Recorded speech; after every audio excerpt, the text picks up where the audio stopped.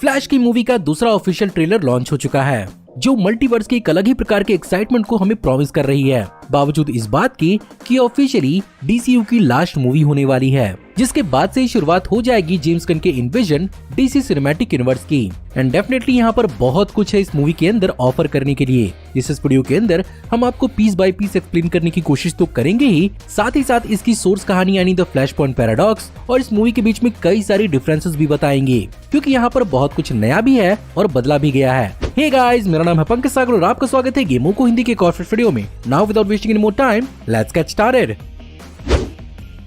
Flash के इस नए ट्रेलर को देखने के बाद मैं बस यही कह सकता हूँ कि पहले ट्रेलर के अंदर एक्चुअली हमें बहुत कुछ रिवील नहीं किया गया था, और इस ट्रेलर को देखकर ऐसा लगता है कि अगर वार्नर ब्रोस सब कुछ शुरू से अच्छे तरीके से लेकर चल रहा होता और एज़रा मिलर की कोई भी बिहाइंड द सीन कंट्रोवर्सीज नहीं होती, तो ये मूवी इस साल की सबसे बड़ी मूवी साबित होती। ट्रेलर की सबसे पहली शुरुआत होती है माइकल कीटन की बैरी एलन के फ्लैश से बात पूछने से कि अगर वो अलग अलग यूनिवर्सेस और टाइमलाइन को जंप कर सकता है तो उसने इसी यूनिवर्स को क्यों चुना बचाने के लिए, जहाँ पर बैरी एलन जवाब देता है कि ऐसा इसलिए क्योंकि इस यूनिवर्स के अंदर उसकी माँ एग्जिस्ट करती है। एंड ऑफ कोर्स हम उसे यही चीज करते हुए इस पर्टिकुलर सीक्वेंस के अंदर देख सकते हैं। साथ ही साथ हम यहाँ पर उसकी कई सारे फ्लैशबैक के शॉट्स भी देख सकते हैं, जो एक्चुअली मेन बैरी एलन के बचपन की है, जो बेसिकली ऑडियंस को उसके ट्रॉमा को एक्सप्लेन करती है। और डेफिनेटली फ्लैश पॉइंट के कॉमिक बुक और एनिमेटेड मूवी के अंदर भी फ्लैश पॉइंट कहानी का एक्चुअली मेन मोटिवेशन साबित होता है। लेकिन यहाँ पर एक्चुअली एक बहुत बड़ा डिफरेंस ये है कि फ्लैश पॉइंट कहानी के अंदर बैरी टाइम ट्रेवल के बाद इस नई रियलिटी से एक्चुअली मर्ज हो जाता है,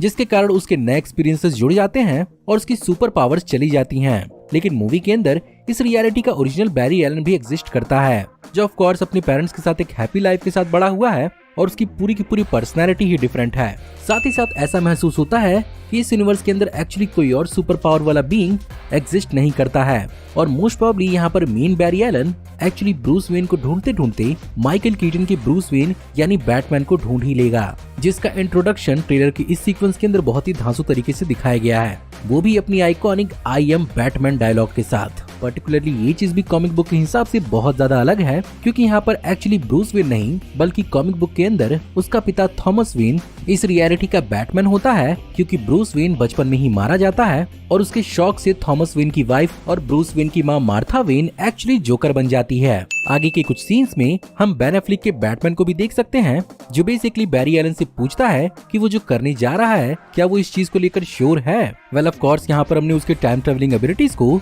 जस्टिस लीग मूवी के अंदर देख ही लिया है, तो वो यहाँ पर इसी चीज को बेन एफ्लेक के बैटमैन को एक्चुअली कन्विंस करता हुआ नजर आ रहा है। आगे जाकर हमें बैटमैन का एक बहुत ही ब्लडी मास्क देखने को मिलता है, जो मोस्ट प्रोबेबली यहाँ पर बेन एफ्लेक के बैटमैन का मास्क है, और शायद इस मूवी की शुरुआत में बेन एफ्लेक के बैटमैन का इनिशियल डेथ ही बैरी एलन को पुश करेगा यूनिवर्सेस को हॉप करने के लिए। आगे जाकर हमें शॉट देखने को मिलता है बैरी एलन के इलेक्ट्रोक्यूट होने का, जो बेसिकली एक कॉमिक बुक का रेफरेंस हो सकता है, जिसमें बैरी एलन एक्चुअली अपनी सुपर पावर्स को खो देता है, जिसके कारण वो बैटमैन के पास जाता है अपनी पावर्स को रीगेन करने के लिए। एंड मोस्ट प्रोबेबली इसी सीक्वेंस के अंदर इस नए रियलिटी के बैरी एलन को भी अपनी पावर्स मिल जाएंगी, जो यहाँ पर एक्चुअली बैरी एलन की ओरिजिन को डीसीयू के अंदर कंपनसेट कर देगी और फैंस को एक काइंड ऑफ अ फ्लैश का ओरिजिन देखने को भी मिल जाएगा। इसके बाद हमें फ्लैश के आइकॉनिक रिंग सूटअप का एक सीक्वेंस देखने को मिलता है, जो बिल्कुल कॉमिक बुक एक्यूरेट है, जहाँ पर कॉमिक बुक्स के अंदर भी फ्लैश का पूरा सूट उसके अंगूठी में होता है। जिसके बाद हमें आइकॉनिक सीक्वेंस देखने को मिलता है जर्नल जॉर्ड का,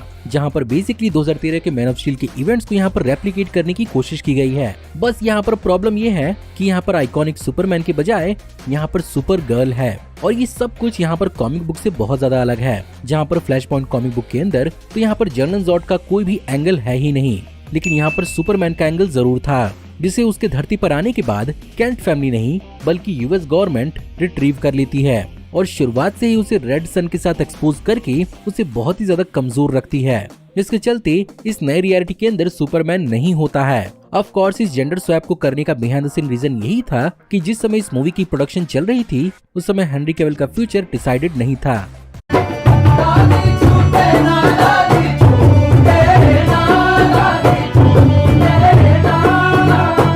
एनीवे, आगे की सीक्वेंस में हम देखते हैं कि माइकल कीटन का बैटमैन एक्चुअली छुड़ाता है कारा जोरेल को यूएस गवर्नमेंट की फैसिलिटी से, जहां पर वो इवेंचुअली धरती के येलो सन से एक्सपोज होती है तो उसे उसकी पावर्स रियलाइज होती हैं, और वो इन्हीं का इस्तेमाल करके बैरी और बैटमैन दोनों को बचाती है। अल्टीमेटली यहाँ पर माइकल कीटन का बैटमैन उसे अपने मेंशन में लेकर आएगा और यहाँ पर कारा जुरैल के उसके स्पेसशिप से सेल्वेज किया हुआ उसका आइकॉनिक यूनिफॉर्म उसे देगा, जिसे पहन के ही वो जॉर्ड से निपटने के लिए माइकल कीटन के बैटमैन और दो बैरी एलन के साथ लड़ने के लिए जाएगी। हमें बैरी एलन का एक बहुत ही अच्छा लुक देखने को मिलता है, जहाँ पर वो इस बात को रियलाइज करता है कि जो भी हो रहा है सब उसके टाइम ट्रेवल के झोल झाल की वजह से ही हो रहा है और इन सब को ठीक करने का एक ही तरीका है कि बैरी को और ज्यादा भागना होगा। इसके बाद हम कई सारे ब्रीफ सीक्वेंसेस देखते हैं बेन एफ्लेक के बैटमैन की, जिसने एक अलग प्रकार की सूट को अडॉप्ट किया है जो बहुत ही ज्यादा एजाइल कॉम्बैट सूट की तरह है। अल्टीमेटली क्लाइमेक्स के कुछ सीन्स के अंदर एक तीसरे प्रकार का बैरी एलन भी हमें देखने को मिल रहा है जो मोस्ट प्रोबेबली इस मूवी का मेन विलन होगा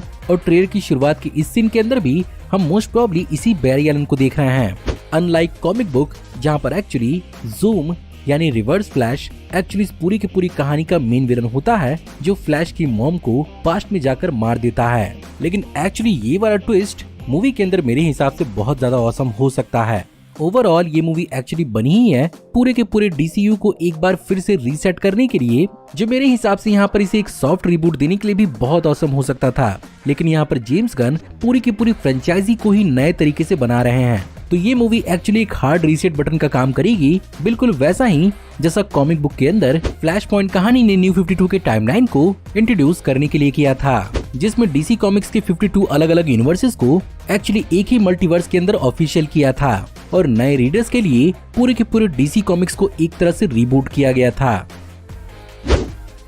सो गाइस, ये था एक kind of a breakdown video आने वाली फ्लैश मूवी के दूसरे ट्रेलर का। इस मूवी को देखकर मेरी एंटिसिपेशन इतनी ज्यादा बढ़ गई कि मैं खुद को रोक ही नहीं पाया इस ट्रेलर के बारे में बात करने से। आई होप आपको आज की इस वीडियो से कुछ जानने को तो जरूर मिला होगा, और अगर आपको आज की वीडियो पसंद आई हो तो प्लीज वीडियो को लाइक जरूर करिएगा और हाँ, हमें कमेंट्स में जरूर बताइएगा कि आपको और कौन कौन से हिडन डिटेल्स इस ट्रेलर से पता चले हैं। हमारी आने वाली ऐसे ही औसम वीडियोस को देखते रहने के लिए हमारे चैनल को सब्सक्राइब करिए, बेल वाले आइकन को दबाइए और हमारी वीडियोस को बिना मिस किए एंजॉय करते रहिए। और अगर आप चाहें तो इस वीडियो के लिंक को अपने दोस्तों के बीच में जितना हो सके उतना शेयर करें। Thank you for watching, see you in the next video. Till then take care, good bye.